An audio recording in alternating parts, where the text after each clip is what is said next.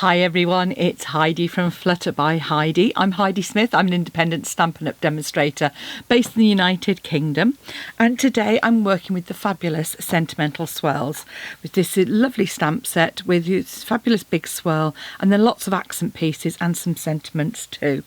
And I thought it would make a really elegant gift bag. So I have just used this single big swirl with some heat embossing on some plain cardstock, and I've done a reinforced base on this as well. Finished it off with some of our lovely denim ribbon, as you can see here, and a little thank you tag which comes from our tailor-made tags, which are these ones here. So each one comes in 4 sizes with little reinforcers for the top as well, which I haven't used today, but you've got this lovely stuff, pretty scalloped edge, which is the one I thought fitted best with a swirl. Then you've got a more angular one which would be great for mail cards, and as you can see I've always got a few tucked away ready to use in there, but I've used the second size one to create my tag. And as I said, we're just going to, this style of sort of box bag has been around a while, but in card it makes it really nice and strong, and I just wanted one. This one is 14.5 centimeters high, so it's a really good height and sort of space for your items. So yeah, lots of fun. So let's get going. So to start off with, the nice thing about this is actually the only scoring you're going to do is on the base itself. So you're starting off with a piece that's 12 by 12 centimetres, or and there'll be slightly different measurements for the US for your cardstock. Actually it's slightly bigger, so it's 5 1/8 by 5 1/8 on this. In centimetres, you're going to score at 1 and 2.5, and you're going to repeat that on all 4 sides. So again, 1 and 2.5. And if you're working in inches, you're going to be scoring this at 1/2 and 1 1/4. So that's why it's slightly different. It's not a straight conversion. Okay. So once you've done the scoring on that, then you're going to come in with your snips. With my snips, there we go. And this is standard sort of like a reinforced lid. You're going to cut away those outer 3 squares on all 4 corners.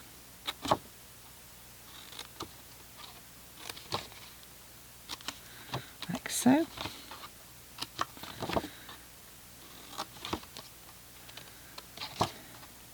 And I'm just angling on those side ones you're probably seeing. I'm just angling it very slightly because you just want space to be able to tuck that in. Okay, and then we're going to do what I call sort of windmill. You're going to go around and notch out those 4 tabs.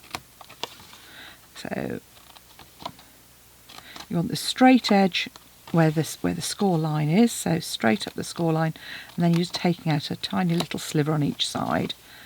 Again, that just helps us get a nice square base. Okay. Once you've done that, you want to reinforce those. It's a box, so I always reinforce. Use your bone folder and really get those, because when you add the glue on, you don't want those popping back up. And especially with the blackberry, I should have said, obviously my first one was Night of Navy, this one's Blackberry Bliss. The Blackberry Bliss, these deep colours really feel so really thick, so they're really great for working with. Now what I'm going to do is I'm going to come in with my Stampin Seal Plus, and you're going to be adding the adhesive to those outer pieces. And remember, with seal, you just sort of tip it up. And if you go over a little bit, that's fine. You can just tuck it in. And then add it to those flaps. It's probably easier to go across, actually, with those. Oh, that's better, yes. So go across the flap. And then you're just going to line up those 4 corners like so, and then tuck those pieces over the top.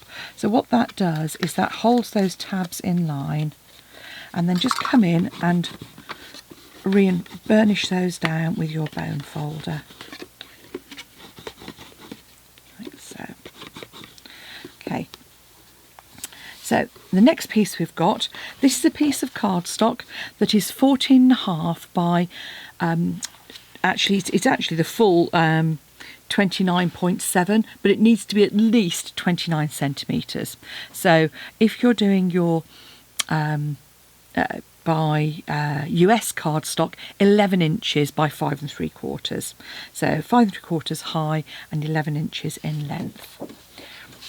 So now what we're going to do is we're going to actually heat emboss this. Now, some people like to use this. It'll need a little bit of dusting off afterwards, but if you use some embossing buddy over the top there, it just gets rid of any grease marks and helps get a really nice crisp embossing. Pop your swirl onto a big block, and then you're going to ink all over that with Versamark and ink it up really well. And then, and I'm going to do this in sections. So, ooh, apologies for that. And what I'm doing is I'm turning it around as well, so it's kind of a random pattern, and hopefully you can just see that starting to show. Now if you could, if you wanted, obviously just leave that clear. There we go. So I've done 3. That's enough for me for the moment. So I'm just going to grab a scrap of my grid paper, take my silver embossing powder, and just liberally coat that. So as you can see, give that a tap, and you'll see there that I've hardly got any sort of stray embossing powder. I say hardly any, but a little bit. Now what I'm going to do is heat emboss this. I heat emboss from underneath, and I just hold it in place until you see that start to turn. And just hold it a second more. There we go. So you get a nice smooth finish.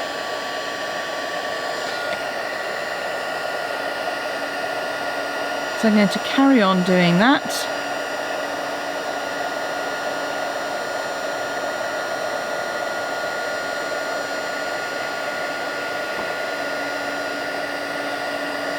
Until all of that is heat embossed. I say it's like magic. Hopefully you can see that. So you see, I'm just holding it not too long, just a sort of a second or so more than when it's just turned, and that just helps smooth it out.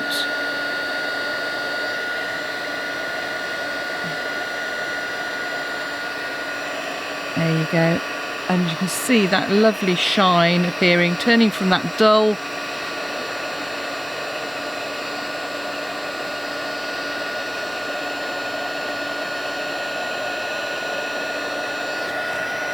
there we go.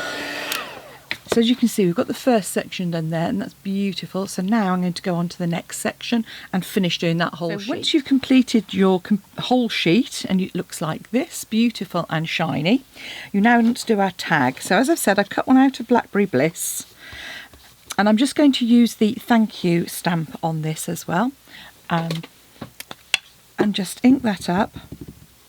It's really sort of classy font. And I'm just going to, that just fits beautifully on that tag. Again, embossing powder.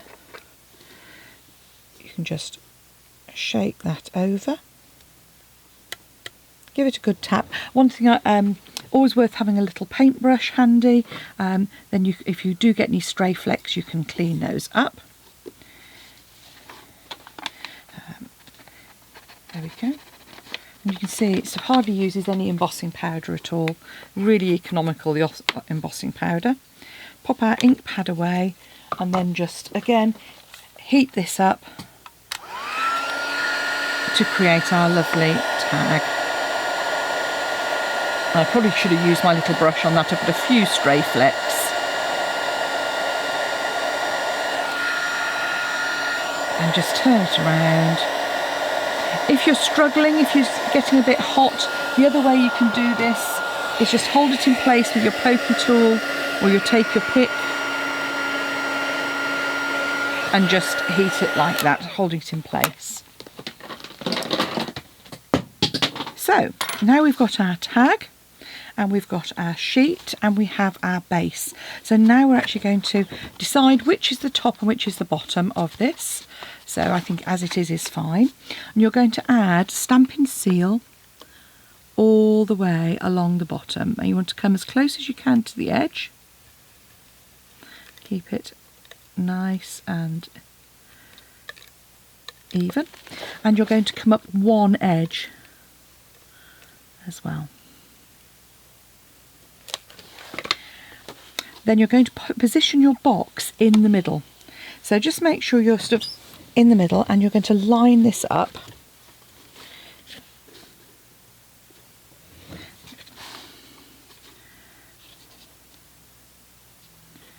So I'm just using my grid paper to kind of measure where the middle is and just eyeball it.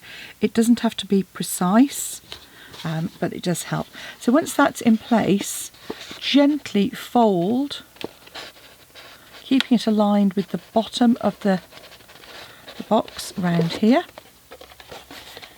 and again round this side. So just gently fold the piece across that hasn't got the glue on it, like so.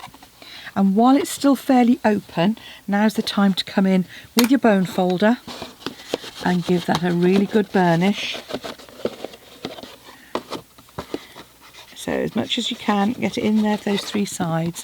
And then this last one, you want to keep that on the bottom and just overlap that on the back.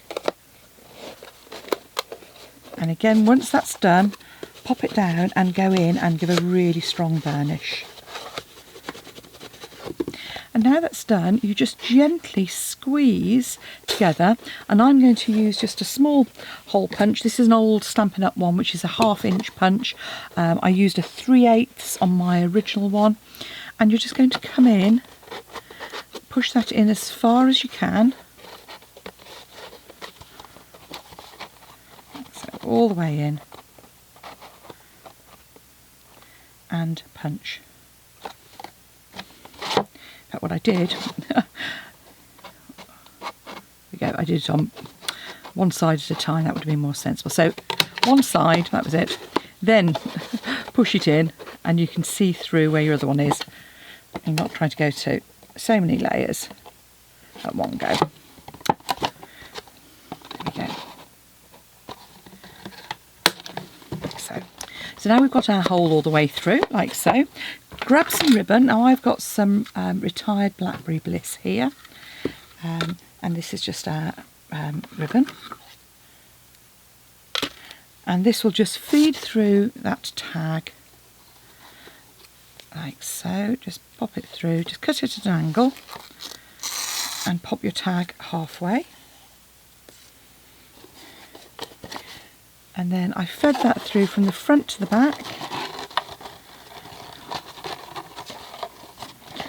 And then back through the loop at the front.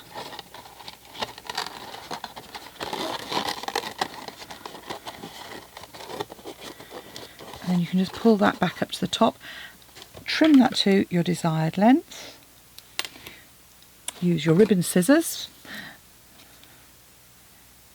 and there we have our elegant bag in either Blackberry Bliss or Night of Navy.